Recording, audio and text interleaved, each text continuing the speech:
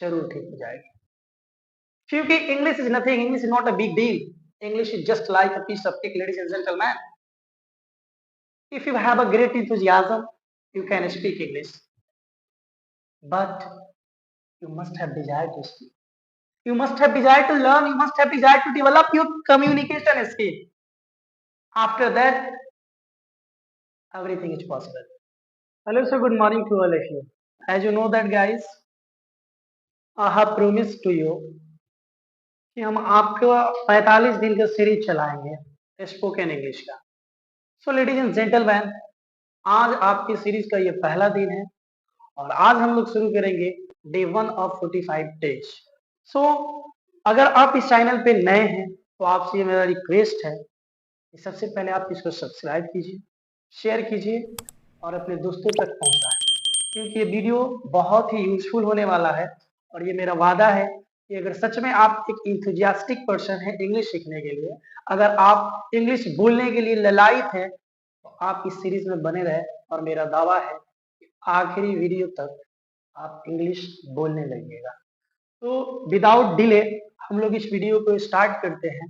तो ये आज पहला दिन है और पहला दिन में हम लोग ये सीखेंगे कि इंग्लिश बोलने में क्या क्या समस्याएं होती है, अंग्रेजी बोलने में कौन कौन सी रेजिस्टेंस उत्पन्न होती है, कौन कौन से बाधाएं उत्पन्न होती है, उन सारी चीजों पे फोकस करेंगे.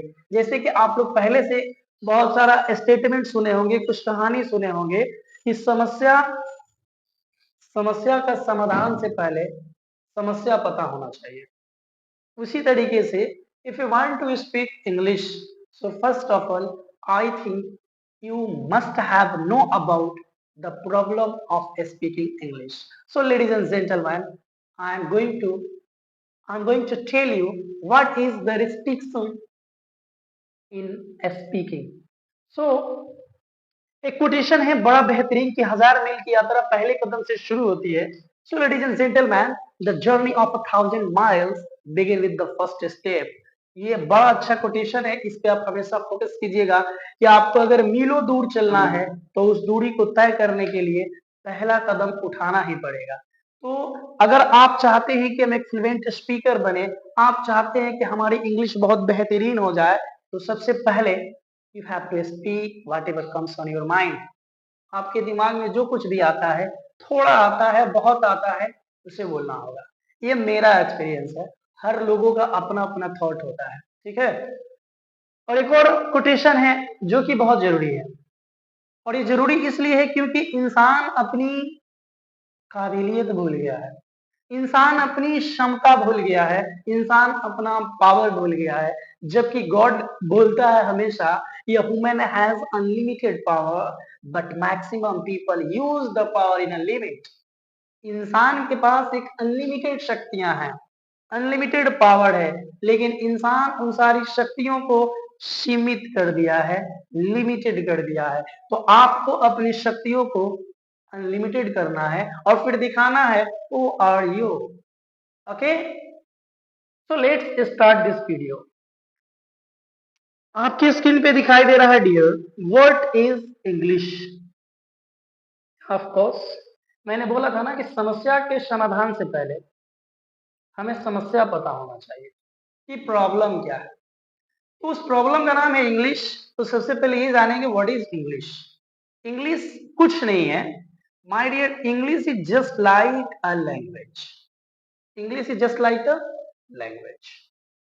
But a question is sir, what is a language? Of course, if English is a language, then language is what? Language is a medium to express your thought to others. यानी language जो होता है ना ये एक भाषा है, sorry, language जो होता है ना ये एक मीडियम होता है, एक वे होता है, एक रास्ता होता है जो आपके थॉट्स को लोगों तक पहुंचाता है. Suppose that I am thirsty, मुझे प्यास लगा हुआ है और मुझे चाहिए पानी, और हमको पानी अगर अपने भाई से मांगना हो तो क्या कहेंगे, भाई मुझे एक गिलास पानी दो. तो ये फीलिंग्स जो मेरे अंदर थी प्यास वाली, इस फीलिंग्स को मेरे भाई ने कैसे समझा, एक मीडियम से. और वो मीडियम क्या था, भाषा, भाषा कौन था? हिंदी। यानी मीडियम से जिस मीडियम से हम अपनी फीलिंग्स को, अपने दुख को, अपने दर्द को, अपनी जरूरत को हम दूसरे तक पहुंचाते हैं, उसी को बोला जाता है लैंग्वेज। ओके, आप यही कहना है कि इंग्लिश क्या है? इंग्लिश एक लैंग्वेज, और लैंग्वेज क्या है? तो भाषा विचार व्यक्त करने का माध्यम होता है। Language is a medium to express your thought to others. बस इससे ज्यादा कुछ सीखने की जरूरत नहीं है। अब रहा सवाल कि सर किसी भी भाषा पे कमांड कैसे किया जाए।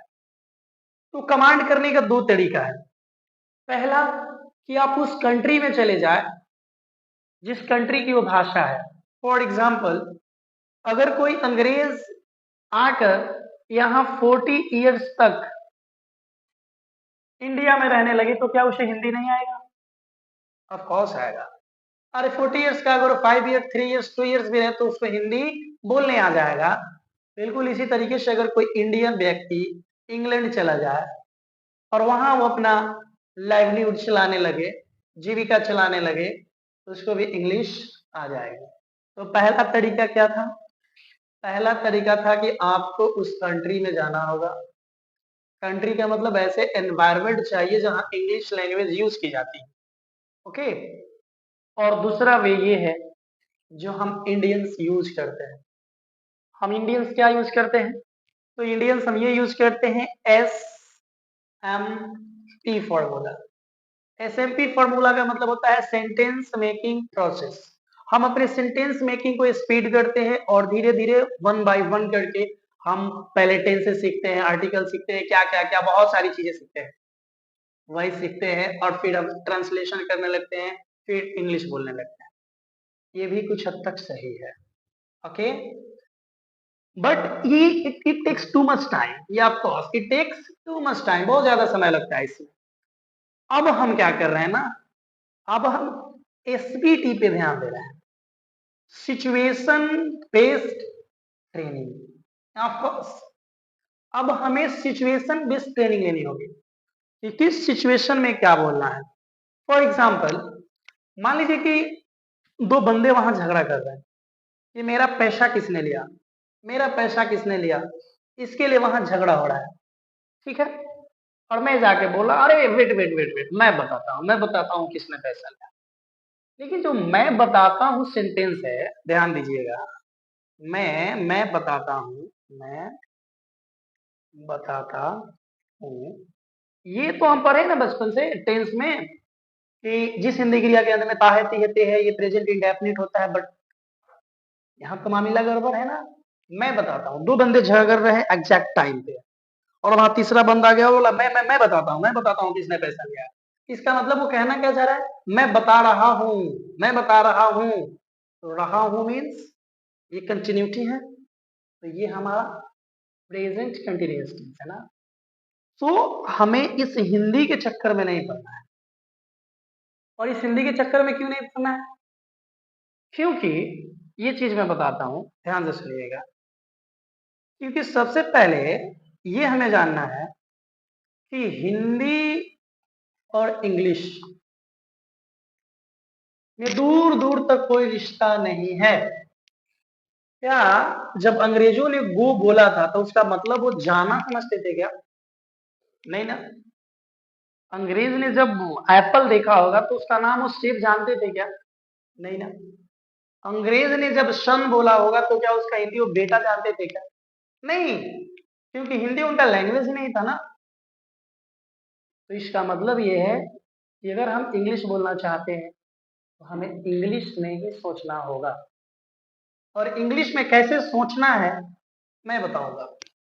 इंग्लिश में सोचने का मतलब होता है कि जिस वर्ड का निर्माण, जिस वर्ड का इन्वेंशन, जिस वर्ड का खोज जिस सिचुएशन के लिए किया गया है ना, उसी सिचुएशन के लिए हम उस वर्ड का यूज करें। जैसे एग्जांपल के तौर पर मैं आपको एक एग्जांपल देता हूं। गाइस, आप जानते हैं एक यहाँ वर्ड है, वर्ड का नाम है स्लीप। बड़ा प्यारा सा वर्ड है स्लीप। तो आपको मालूम है कि स्लीप का मतलब क्या होता है? सोना। Very good. बट हम कहे कि गलत है। हम क्या कहे कि गलत है। क्यों गलत है?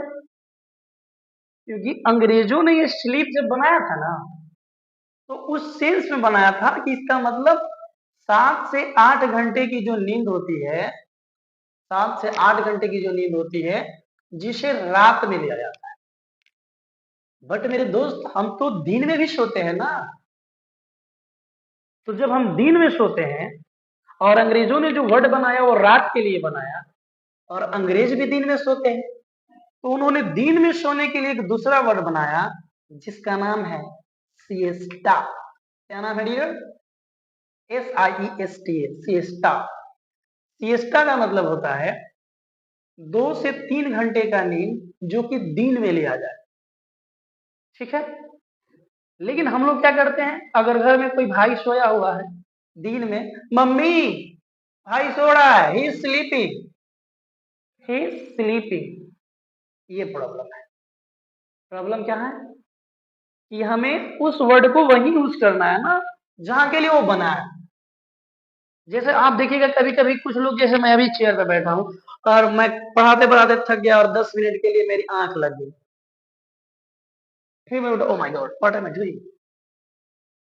और मैं सोचा कि यार 10 मिनट के लिए मुझे नींद लग गया था, मैं क्या, मुझे 10 मिनट के लिए नींद लगा, तो ये भी स्लीपिंग नहीं था।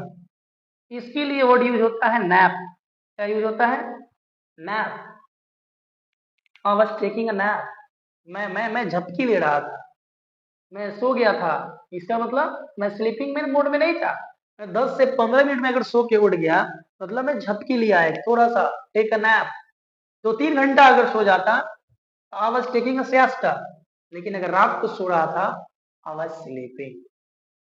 तो इस तरीके से मैं आपके लिए एक वर्ड का भी सीरीज तैयार किया हूं, 30 डेज वर्ड सीरीज। 30 दिन तक सिचुएशन के अकॉर्डिंग मैं आपको वर्ड सिखाऊंगा। पर डे एक एक वर्ड सिखाया जाएगा। ठीक है, सॉरी, पर डे एक एक सिचुएशन पे आपको वर्ड सिखाया जाएगा, 10 से 15। और आप पूरे सीरीज को देखिए, और मैं वादा करता हूं कि आपकी स्पीकिंग जरूर ठीक हो जाएगी। क्योंकि English is nothing, English is not a big deal. English is just like a piece of cake, ladies and gentlemen. If you have a great enthusiasm, you can speak English. But you must have desire to speak. You must have desire to learn. You must have desire to develop your communication skill. After that, everything is possible. So, my dear, let's go ahead. I'm here. Let's count. Let's count the problem. Yeah, exact. I'm talking about your problem. What is your problem in speaking? So, ladies and gentlemen, first problem is word problem. First problem is word problem. सबसे बड़ी समस्या है word की समस्या। तो मैंने आपको तो बताया कि वर्ड अगर आप मगअप करते हैं, माय डियर, अगर आप इसको मगअप करते हैं, यानी रट्टा मारते हैं, क्रैमिंग करते हैं, जस्ट गोना वेस्ट, ये बर्बाद हो जाएगा, ज्यादा दिन तक चलने वाला नहीं है। तो क्या करना है, अगर आप चाहते हैं कि हमारा वन वर्ड जो है लॉन्ग लास्टिंग चले, तो उसके लिए आपको वर्ड को यूज करना सीखना होगा, सिचुएशन बेस्ड वर्ड सीखना होगा। तो पहला problem word problem. Second problem lack of confidence. Lack of confidence. बहुत सारे बच्चे बोलते हैं कि सर हमें इंग्लिश में ट्रांसलेशन बनाने आ जाता है, हम इंग्लिश बोल भी सकते हैं, लेकिन हम कॉन्फिडेंस लूज कर देते हैं, कॉन्फिडेंस खो देते हैं, बोलते समय घबरा जाते हैं, हिचकिचा जाते हैं, हेजिटेशन हो जाता है, हेजिटेशन हो जाता है, जानवर। इन सारी चीजों से गेट रीड होने का हमारे पास जुगाड़ है, और मैं उस पर काम कर रहा हूं। ओके। थर्ड प्रॉब्लम होता है ग्लोसोफोबिया। या it is a very dangerous problem, but the treatment is very easy. Glossophobia means fear of public, लोगों का डर। सर मैं इंग्लिश तो बोल लेता हूँ, लेकिन जब लोग सामने आते हैं ना, मैं घबरा जाता हूँ, मुझे बोलने में बहुत समस्याएं आने लगती है। माय डियर, टेंशन लेने की जरूरत नहीं है। बेस्ट ऑफ इंस्टीट्यूट सबसे ज्यादा अगर किसी चीज पे काम करती है तो है ग्लोसोफोबिया।